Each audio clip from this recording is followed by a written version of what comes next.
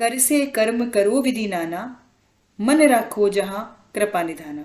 कर से कर्म करो, अपने हाथों से कर्म करो, फिर आप जो भी चीज चाहेंगे ना वो कृपा निधान जो भगवान है वो आपकी तरफ बढ़ाने की कोशिश करेंगे। ये कर्ज ऐसा मर्ज है ना जो जान लेकर के भी शांत नहीं होता। बीमारी तो फिर भी जान लेके शांत हो जाती है, लेकिन जो कर्ज जो है वो धीरे धीरे बाद में आपकी संतान को ग्रसित करने लगता है, उसके ऊपर उसका भार चढ़ने लगता है।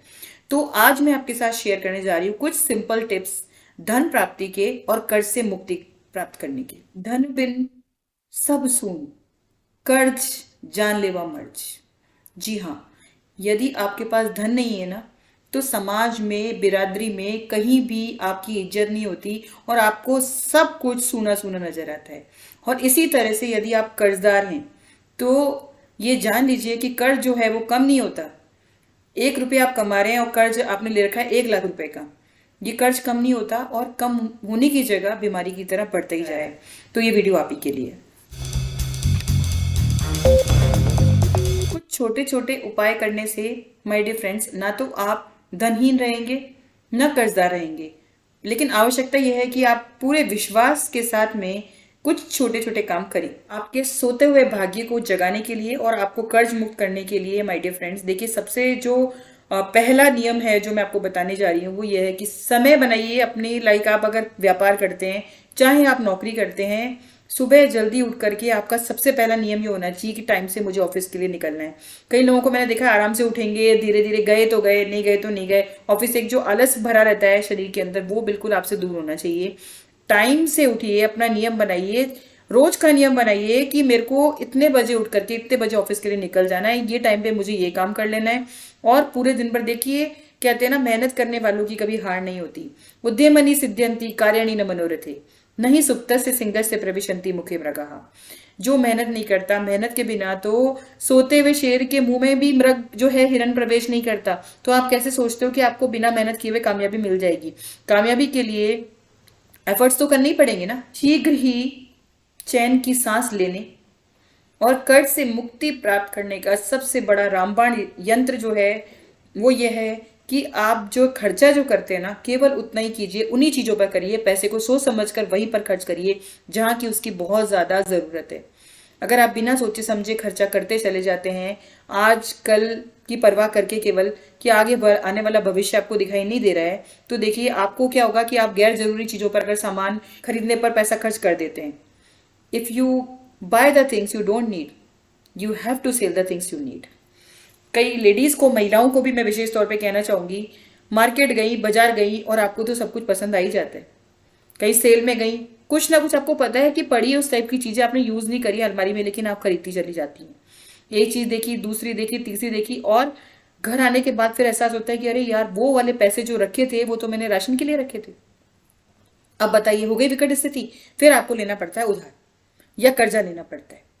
कई बार लालच के चलते, दिखावे के चलते आपको कि भाई किसी ने कुछ ले लिया है, अब आपको होड़े कि हमें भी ऐसा ही चाहिए अपना स्टेटस दिखाने के लिए, तो आपको भी वैसा ही लेना है, उसके लिए आपका कर्जा हो जाता है। वो कर्जा चाहे किसी पर्सन से लिया हुआ हो या बैंक से लिया हुआ हो या किसी लाइक उधार लिया हो किसी रिश्तेदार से, किसी पड़ोसी से।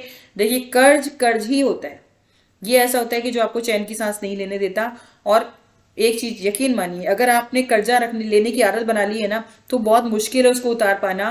देखिए, ऐसा अभी वैसे ही इतना करेंसी क्रंच चल रहा है कि अगर देखिए एक जमाने में अगर पैसा होता भी था, नोटबंदी के बाद आप देखिए अगर घर में अगर आपके पास थोड़े बहुत भी पैसे हैं ना तो बहुत गनीमत की बात है। बैंक से निकालना प्लस उसके बाद कैश में क्या खर्चा करना, क्या ऑनलाइन करना, चीजों को मैनेज करना इतना मुश्किल हो गया। कहीं अगर आपने गलती से भी कर्जा ले लिया है ना तो देखिए इतना आसान नहीं है उसको वापस चुका देना। तो आप कोशिश यही करिए, बजाय कि चीजों को खरीदने का, इकट्ठा करने का और जो चीजें आपको जरूरत नहीं है उनका फालतू का रख रखाव करने का, ज्यादा अच्छा यही है कि जो अपने पास केवल जो है पैसा जोड़ने की आदत बनाइए, पैसा जमा करने का, पैसों की बचत करने का शौक बनाइए, ताकि आपके जो खर्चे एक्स्ट्रा भी है ना उनके लिए एक इमरजेंसी फंड बनाइए, एक अलग से फंड बनाइए कि किसी कोई अचानक से जरूरत पड़ जाती है तो वो खर्चा हो जाए। प्लस अगर आपको बाय द वे कुछ आपके मनोरंजन के ऊपर खर्च करना है, कहीं घूमने जाना है या कुछ खरीदना है घर के लिए, तो उसके लिए एक अलग, देखिए कुछ मैंने एक बार पहले भी ये बात कर चुकी हूँ वीडियो में कि आप एक पुराना पर्स है उसके अंदर एक पैसे इकट्ठा करना शुरू कर दीजिए। लाइक आपको सपोज वॉशिंग मशीन खरीदनी है तो हर एक महीने जो अपनी छोटी छोटी बचत उसके अंदर डालते जाइए, और जब खरीदनी हो तो 1-2 हज़ार रुपए एक्स्ट्रा मिलाने पड़ेंगे माय डियर फ्रेंड्स साल भर बाद आपको, और आप वॉशिंग मशीन खरीद लेंगी। उसके लिए आपको कोई भी ईएमआई नहीं करानी पड़ेगी, किसी भी क्रेडिट कार्ड का कर्जा नहीं होगा। लेकिन ये छोटी छोटी बातें होती है ना, इनको ही सोच समझ के चलने की हमको जरूरत होती है। सारे दिन एक से नहीं होते, व्यापार में भी जो है घाटा मुनाफा सब चीजें चलती रहती हैं, और भाग्य भी सदा हमेशा एक सा नहीं रहता। कभी आपका भाग्य बहुत अच्छा होता है, बहुत अच्छा धन कमा लेते हैं। अगर उस वक्त आप बचत नहीं कर पाते, आप उस समय पैसा सेव नहीं कर पाते, तो भगवान ना करे अगर आपके दिन अच्छे नहीं चल रहे हैं, वक्त बदल जाता है और उस समय आपके पास में अगर कोई सेविंग नहीं होती है ना माय डियर फ्रेंड्स, तो देखिए आपके लिए बहुत ही ज्यादा समस्या पैदा हो जाती है। और आप उस स्थिति में अगर कर्ज ले लेते हैं ना तो ब्याज देना भी मुश्किल पड़ता है बहुत ज्यादा।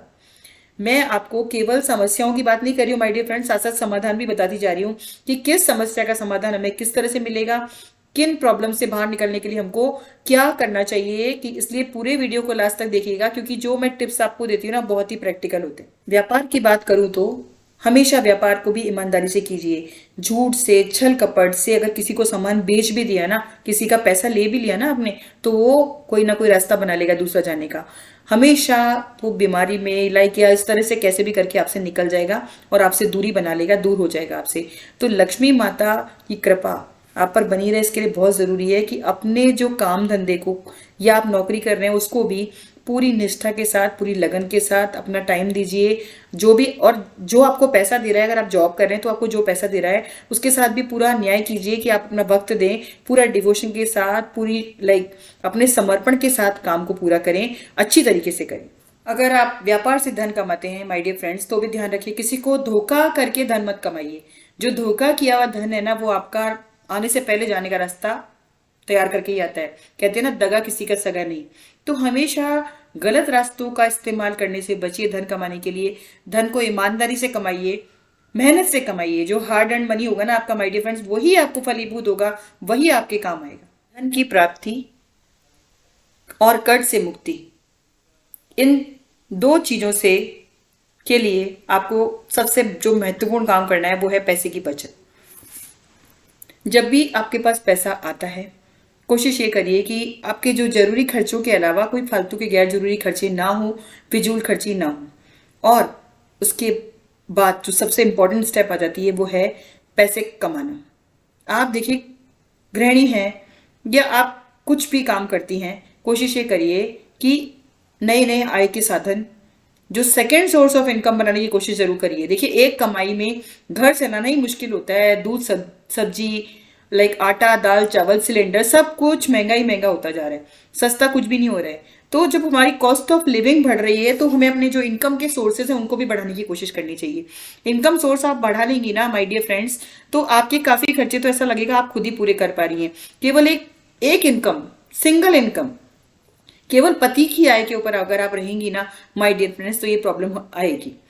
कर्जा लेने से पहले भी, नेक्स्ट पॉइंट यही है इसके साथ साथ ही, कर्जा लेने से पहले 100 बार सोचिए, 100 बार विचार करिए आपको कर्जा क्यों चाहिए, किस चीज के लिए चाहिए। अगर आप देखिए घर के लिए कर्ज ले रहे हैं कुछ समय के लिए, कोशिश ये करिए कि आप अगर ले लेते हैं ना कर्जा तो उसको धीरे धीरे उतारने की कोशिश करिए। प्री पेमेंट ऑप्शंस जो हैं उसके कुछ जमा करते जाइए और धीरे धीरे उसको उतारते जाइए। नहीं तो देखिए जो ब्याज का बोझ है ना, उसकी वजह से जो आपकी बेसिक नीड्स है ना वो भी पूरा करने में आपको बहुत दिक्कत आएगी। तो हमेशा कर्जा उतना ही लीजिए जितने की आपकी देखिए उतनी ही चादर जितनी लंबी है ना उतने ही पैर पसारिए, उससे आगे अपने जो पैर है उसको बिल्कुल भी मत ले जाइए, क्योंकि फिर समेटने में बहुत मुश्किल आएगी। हमेशा उतना ही कर्जा लीजिए अगर बहुत जरूरी है तो भी। सपोज करिए आपकी कार नेसेसिटी है, छोटी कार या घर आपका लेना है, रेंट दे दे के परेशान हो चुके हैं, ठीक है आप ले सकते हैं। एसेट बनाने के लिए आपने थोड़ा बहुत लोन ले लिया, कोई दिक्कत नहीं है, लेकिन कोशिश ये करिए कि उसको वक्त रहते उतार दीजिए, उसको लंबा लिंगर और मत करिए। जो कंपाउंड इंटरेस्ट है, जो ब्याज है, उसकी वजह से ये होगा कि आप ऊपर ही नहीं आ पाओगे। आपको अगर बाय द वे अपने घर को समझदारी से चलाना है, धन प्राप्त करना है, कर्ज से मुक्ति चाहिए ना माय डियर फ्रेंड्स, तो ये कुछ टिप्स मैंने आज आपके साथ शेयर किए हैं, बहुत ही प्रैक्टिकल। बताइएगा आपको आज की वीडियो कैसी लगी, और कमेंट सेक्शन के अंदर माय डियर फ्रेंड्स अपनी प्रतिक्रिया जरूर दीजिएगा। अगर आप मुझे पहली बार देख रहे हैं तो चैनल को सब्सक्राइब जरूर कर लीजिएगा। This is all for today, thanks for watching being a woman, bye bye.